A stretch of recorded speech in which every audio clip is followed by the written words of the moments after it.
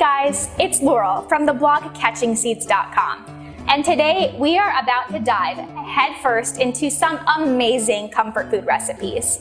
We are talking triple chocolate brownies, a mint chip milkshake, mac and cheese, a delicious veggie pot pie, and some amazing waffles. They are totally brunch worthy.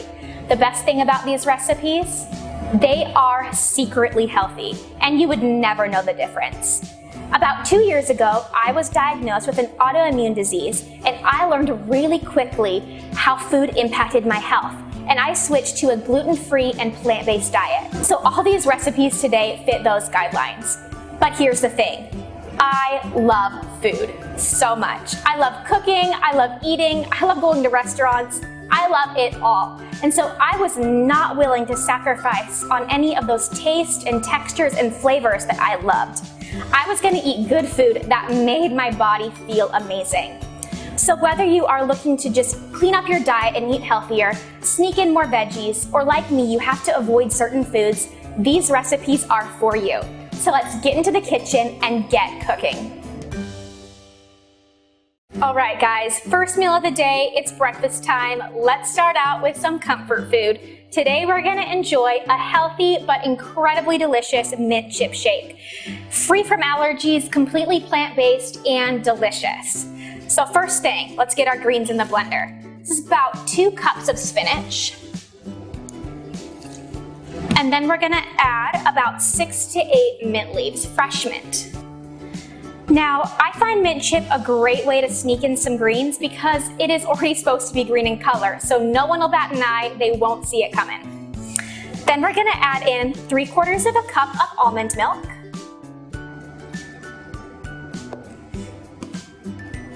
two frozen bananas. To freeze these bananas, I just peeled them, halved them, and put them in the freezer overnight. These are gonna give our shake a nice thick consistency without watering it down with any ice. And then a touch of vanilla extract, a little bit of gourmet flavor right there. You just pop on the top and blend. All right, our shake is blended, bright green, and ready to go. To serve this bad boy, I have some chocolate sauce here that I made with some maple syrup, some coconut oil, and some cacao powder.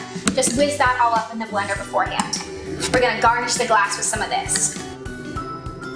So just drizzle that on in, however you like it. Then we just pour in our delicious shake. Oh yeah. And then we're gonna go the extra mile here. We're gonna top this with some coconut whipped cream.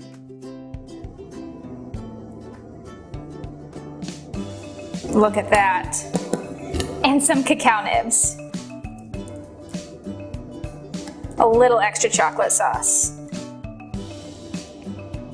So I got a little messy here because I like to go big, but feel free to keep it a little more tame.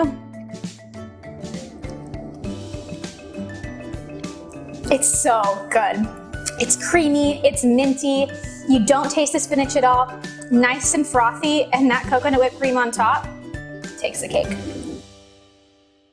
All right, guys, now let's jump into some waffles. Waffles are one of my absolute favorite foods, but brunch, when it comes to going out with your friends, it's so hard to navigate. Pancakes and waffles are out if you're trying to eat a healthy, plant-based, gluten-free diet, but these waffles are my favorite. They have the crispy exterior, the fluffy interior, and they are all within the diet guidelines that we have to follow. So let's start cooking. So right here we have some oat flour. Now oat flour is a really great single ingredient gluten-free flour substitute that I love to use. It adds a nice nuttiness, some great flavor to these waffles. Then we're just gonna add in some arrowroot starch, and this helps our waffles have a nice and fluffy consistency. Then a big pinch of salt, salt in everything, even sweet recipes really brings out the flavor. And then 1 full tablespoon of baking powder. This is gonna give us that nice and fluffy waffle that we're looking for. Right, and then whisk together. Now we have our wet ingredients. So we're just gonna start with 1 flax egg. Now what I did to make this flax egg was I took 2 tablespoons of flaxseed and mixed it with 6 tablespoons of water. That gives us 2 flax eggs here. This is gonna bind the recipe together and really keep all that flour together so it's not kind of a loose batter. So we're gonna go ahead and add that in. It's best to do this overnight in the fridge so that you have a fully gelled flax egg. Otherwise, it kind of tends to be a little bit loose, but you can do it the morning of. Then some coconut oil here, help with crisping up the waffles. Some coconut sugar. And then I'm just gonna whisk that all together. And you can really see how thick this got with the flax egg. And then next, just 1.25 cups of almond milk. Make sure your almond milk is room temperature here, otherwise it'll kind of seize up the coconut oil and make it clumpy. We want nice, smooth waffle batter.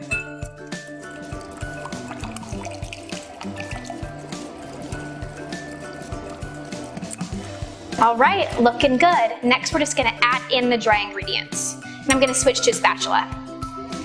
Oh yeah, get all that goodness right on in there. And then just stir to combine. How easy is that?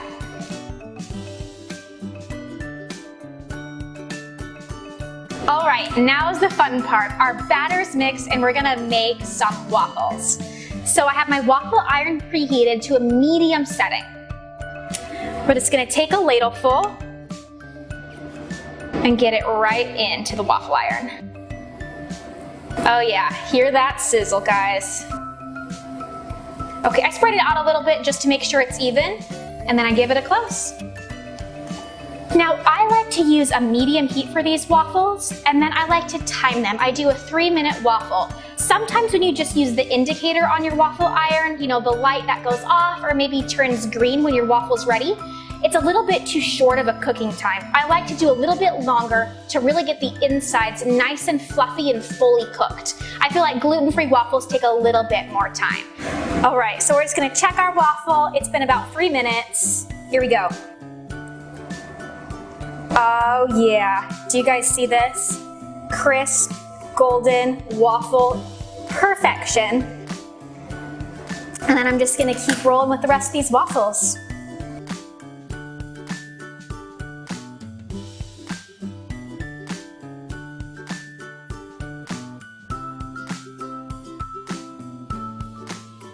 All right guys, last waffle. This is all what we've been waiting for. Oh yeah, look at that. Just gonna put on some maple syrup, my absolute favorite. Oh man, this is gonna be good. And then give it a taste.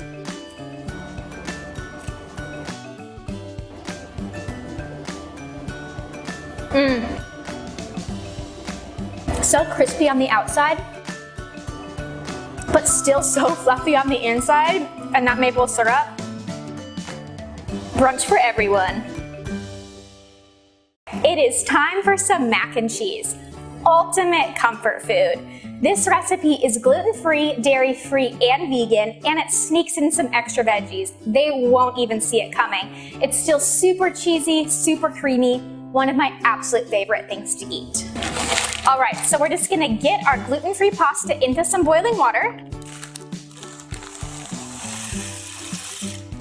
And then make sure to add a big 3-finger pinch of salt. We need to season our pasta water so that our pasta cooks with flavor. While our pasta's cooking here, let's get going on this amazing cheese sauce. So we're gonna start out with a 1/2 cup of nutritional yeast flakes. Now this is really what gives the recipe its cheesy flavor. You can find this in a lot of grocery stores nowadays, but especially your health food store, or you can order it online. Then we're gonna add in our veggies. We went ahead and pre-cooked potatoes and carrots in boiling water, and this is gonna add a nice base to the sauce, and the potatoes are gonna make it super creamy. All right, next up, cashews. I went ahead and soaked these cashews in water overnight. Really helps to soften them up and make them blend easily into a creamy consistency. Then some water. This water I actually took off of the water when we cooked the vegetables. It has a little bit of extra starch in it from the potatoes. That's gonna help make our sauce thick and creamy. 2 tablespoons of miso. A mellow white miso works great. It's gonna add another depth of flavor. 2 tablespoons of Dijon mustard. It's gonna give us a nice tang, round out the flavors of the sauce. And then we just have a big pinch of white pepper and a big pinch of salt. And lastly, 2 cloves of garlic. Right in. And then we blend.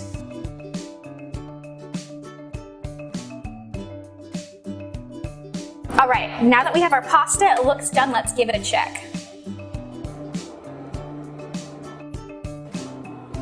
It's hot. Perfectly cooked, just a little al dente, so we're ready to go. So we're just gonna get it in this pot here. If you have a strainer and you'd like to take the pot off and just strain all the pasta that way, that's totally fine.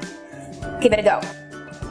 All right, we have all of our pasta in this pot now, so we can get rid of this guy. And we'll put this one back on the heat. Go ahead and add in our cheese sauce. Look at how creamy and cheesy and delicious that looks. This is gonna be better than the box stuff, guys. All right, now we're just gonna bring this heat back up and kind of finish cooking the pasta in this sauce. It's gonna absorb all the flavor and it's gonna taste amazing. I mean, do you guys see how creamy this is right now? It's taking all my willpower not to just dive in. Okay, so once we've cooked it a little bit, warmed it through, we've brought the pasta and the sauce together in the pan. We're just gonna plate up and feast. So here's my bowl. I can turn off the power. It's gonna ladle in some of that glorious mac and cheese. I mean, and even that color looks real. And this time it is real food, not any strange ingredients. All right, big bowl of pasta. Gonna garnish it with a little parsley. It's practically a salad that way, right? And then gonna give it a taste.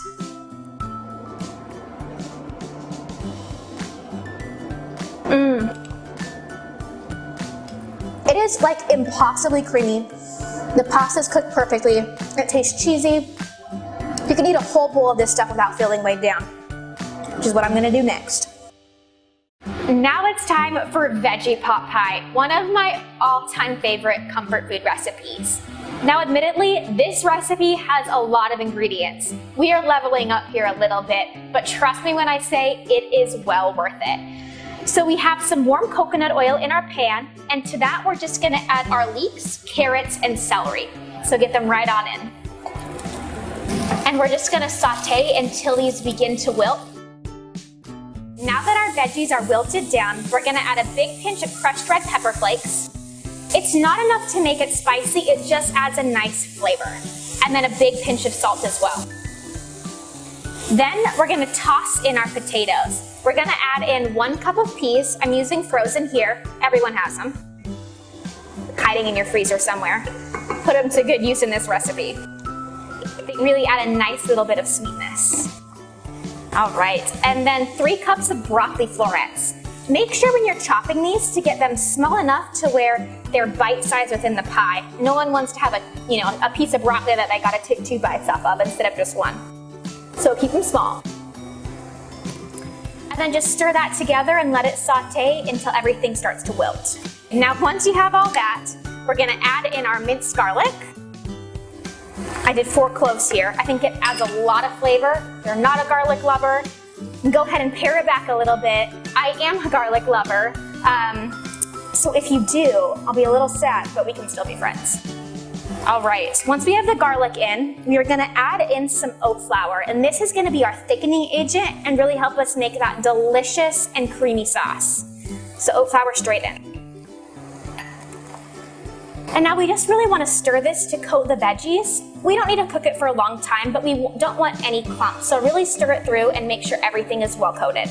Then we add 2 cups of milk here. I'm using cashew milk because I think it's the creamiest of the non-dairy milks.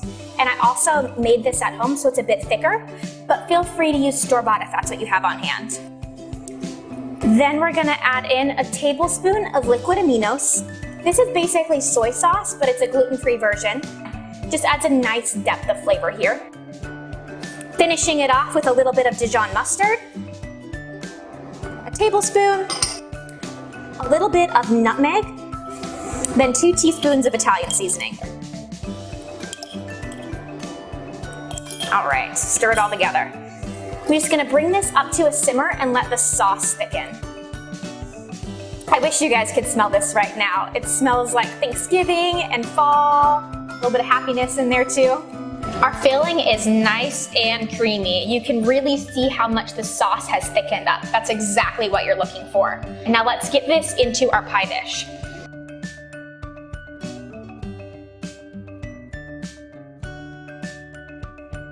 Here we have our pie crust.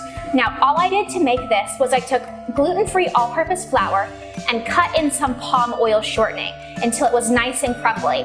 Then I stirred in some water and formed it into a dough. Wrapped it in saran wrap and then stuck it in the fridge for at least an hour, but you can also do it overnight. After that, I just rolled it out between 2 sheets of parchment paper and we're ready to go.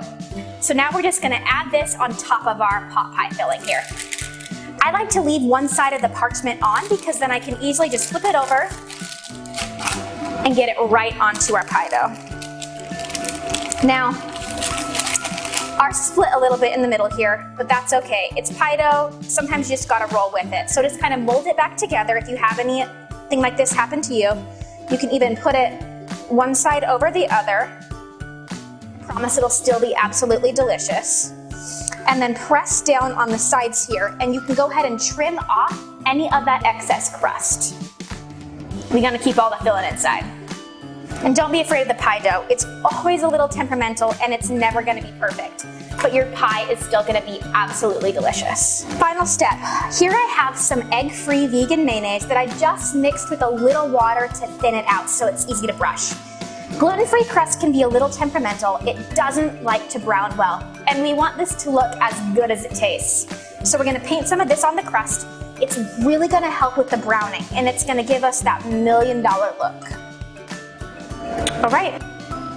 Last, we're just gonna take a paring knife here and cut a few slits in the top of the pie crust. That way the steam can escape.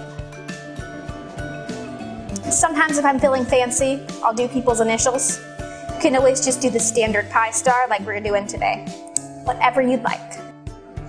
Then we're just gonna get this into the oven. Pot pie is out of the oven. Let it rest for at least 10 minutes before you dig into it. That's the hardest part, but trust me, it lets the filling really thicken up and become nice and creamy and saves you from a burnt mouth. Not that I would know or anything. So let's dig in. Oh yeah, look at that nicely browned crust thanks to that mayo spread. Oh, that thick and delicious interior. Oh yeah, guys. I can't wait.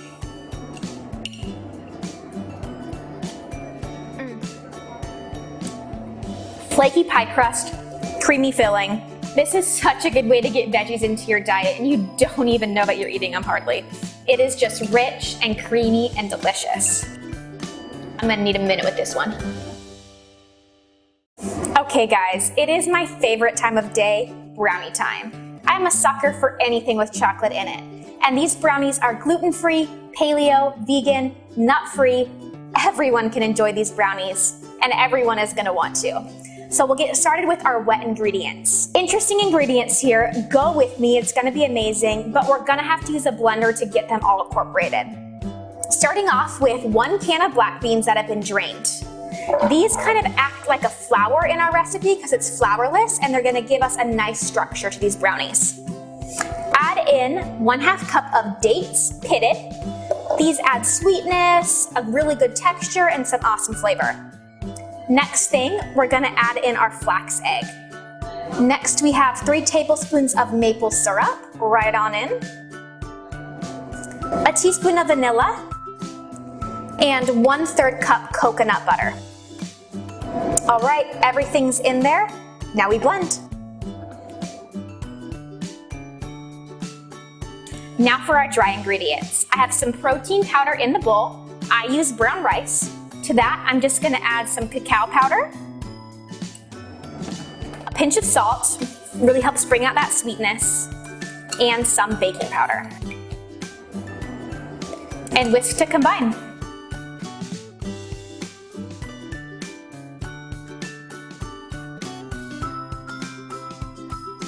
Now we're just gonna mix it all together. So we're gonna add what we blended into our dry. Get all of that goodness in there. And then I went ahead and melted some chocolate, and we're just gonna throw that in too. This is our second of our 3 types of chocolate in our triple chocolate brownies.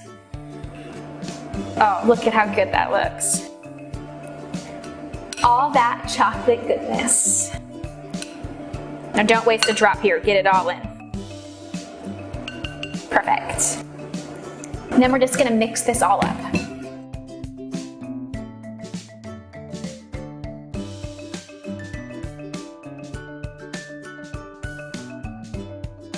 All right, now that it's all combined together, the 3rd type of chocolate right here, chocolate chips.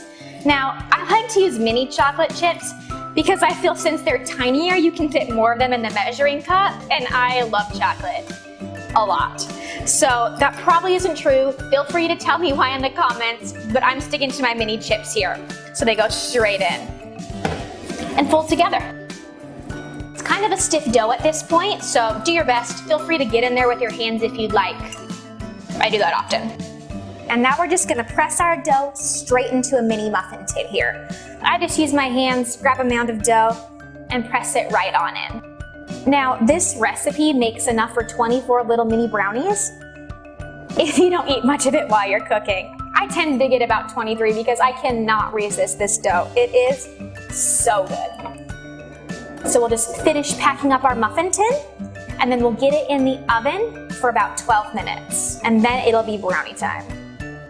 Okay guys, I pulled the brownies out of the oven, let them cool for a few minutes. You might be tempted to dive right on in, but they do taste a bit better if you allow them to cool. Now's the best part, let's give them a taste. They are so fudgy, you can taste all the chocolate that we put in there. And they are crispy on the outside, but really moist on the inside. These are brownie perfection. I'm telling you, no one will know they're healthy. So good. Okay guys, now that you've made it through the class, go get in the kitchen so you can eat this food with me. It is too good to miss. And while you're in there, be sure to take a photo of your recipes because I am dying to see them. Tag me at Catching Seeds and use the hashtag #SSCatchingSeeds. That's SS for Skillshare, Catching Seeds, just like my blog. Now that we're finished, there's only one thing left to do. I'm gonna go spend some time with these brownies. Oh, the big bite. So good.